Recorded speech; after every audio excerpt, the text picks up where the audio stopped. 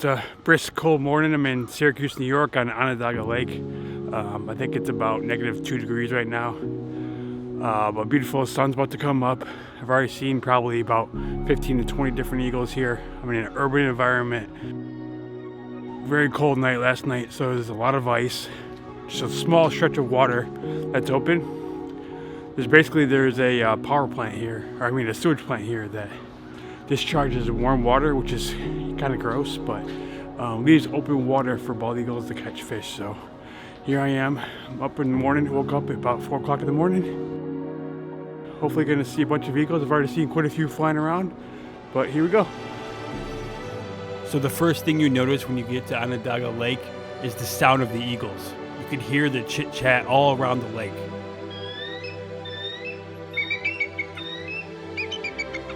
When I first looked to my right, I saw this tree filled with bald eagles, silhouettes of them sitting there, probably about 10 to 12 of them. And to my left, I saw the same thing. It was a great start to the day.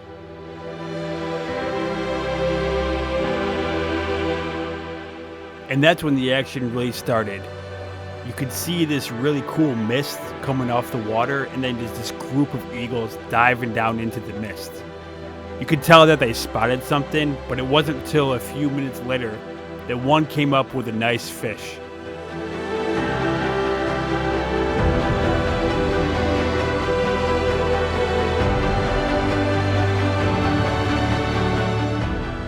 This eagle found a way to make it out unscathed and get its fish back to its perch.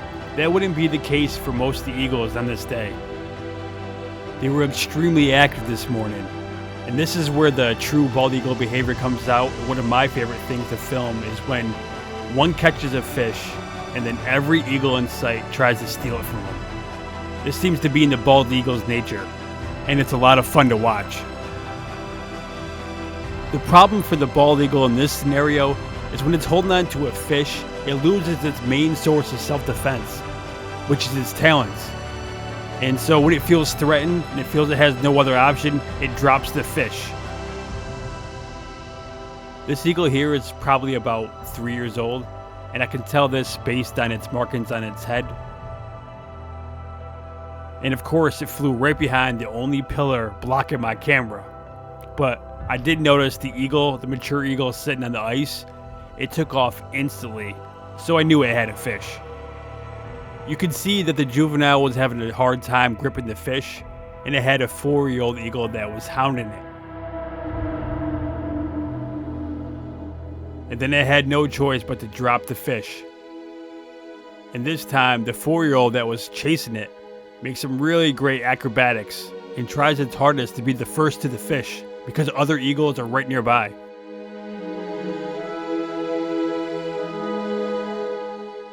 It was successful, but he had to quickly turn on the jets because there was more eagles coming after him.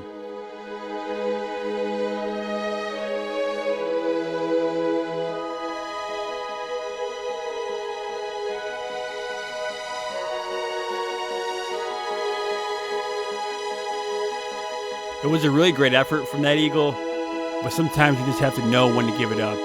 And the fish went in a free fall, flying through the sky.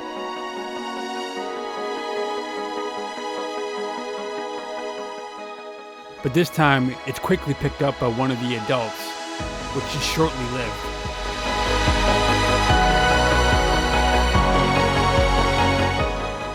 I also love how when all this is going on, there's just a row of swans sleeping right in front of the action. Right after all that action, I saw this first-year bald eagle. Its first winter. And winter is normally one of the toughest times for bald eagles, and it takes a lot to learn how to survive. And this eagle, he kept diving down into the ice, like he saw some kind of food or some kind of scraps. But every time he dove down, he came up empty. But this is a big learning experience for this eagle, who has to navigate winter and also the competition of the other bald eagles, who are much more seasoned and experienced. I have a good feeling about this eagle though, and I think it's going to survive. And this eagle, in its second year, has already survived its first winter, but it's far from experienced.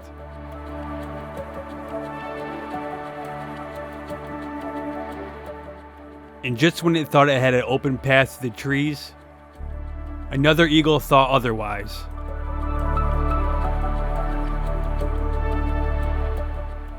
I think it's important to note that I don't think you should feel necessarily bad for this young eagle. Consider this is part of its training regimen, where it's learning how to survive, how to be an eagle, and how to survive with other eagles.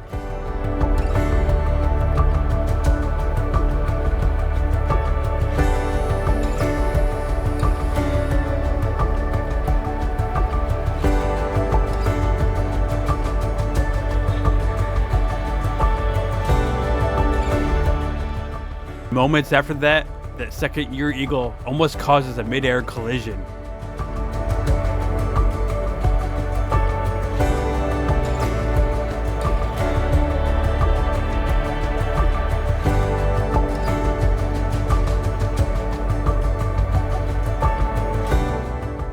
And tries to get his revenge.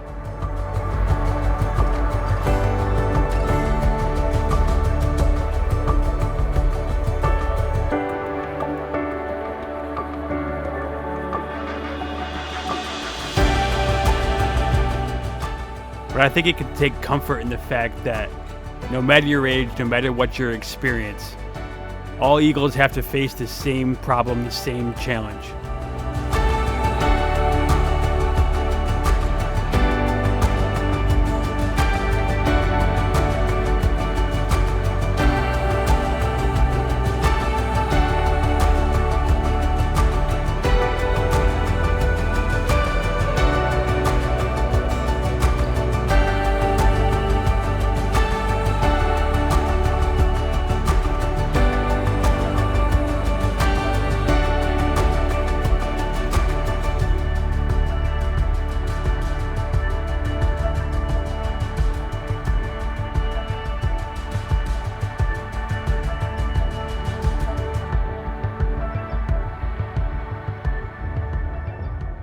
Further on the ice, there was a game of dominance that was about to happen.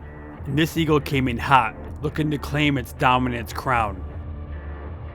To me, this is such an interesting behavior, as this group of eagles was just sitting on the ice, minding its own business, and this eagle came in and picked out another eagle that it wanted to target.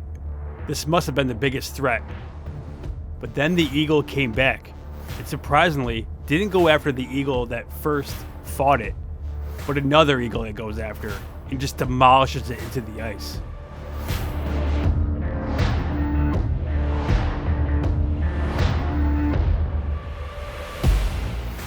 This is somewhat unique behavior in terms of usually when they go after another eagle, they don't make contact. It's almost like it's a false charge. But on both these occasions, they made contact. They could have caused serious injury, so this was pretty serious interaction. If you want to be a bald eagle, you got to show the other eagles who's boss. After a few great hours at my first spot, I decided to try a new location and got a nice close-up flyby by the immature bald eagle.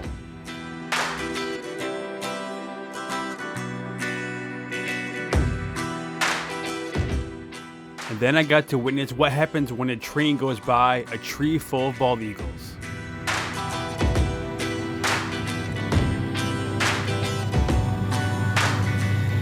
The sound of the train spooked them out of their tree, and instantly there was about 30, maybe 40 bald eagles all flying in the air at once. It was so cool to see. Most of the eagles landed on the ice and chilled there for a little bit, but eventually they ended up going back to the perch where they were at before until the next train came, and this process happened all day long. For the rest of the morning, I continued to watch these bald eagles catch fish and be chased down.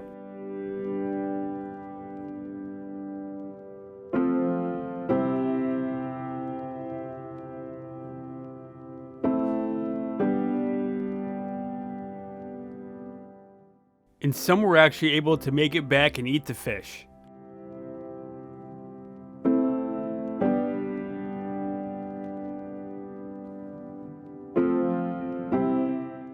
But most didn't.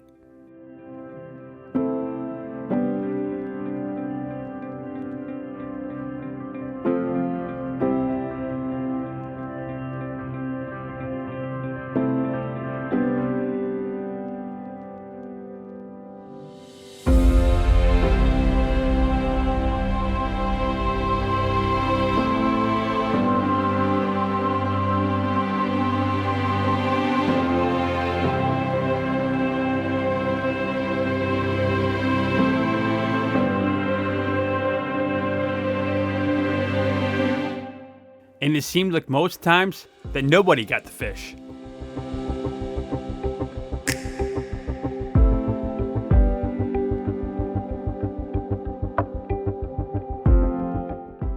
This eagle was smart. It saw a cormorant that had a nice big fish in its mouth that it couldn't swallow, and decided it would try to steal it. Unfortunately for him, he missed the fish.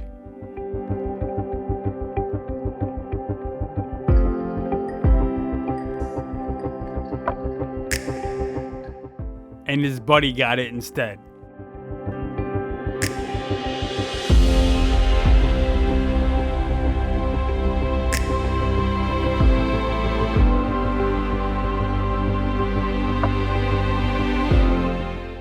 And it was so close to getting back to the trees so it could enjoy its nice meal. But then it was attacked by another adult and dropped the fish once again. It really seemed to be the story of the day. Overall, it was a great day at Onondaga Lake in Syracuse.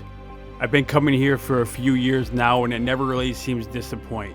It's one of those unique stories, unique places on the whole East Coast that attracts bald eagles.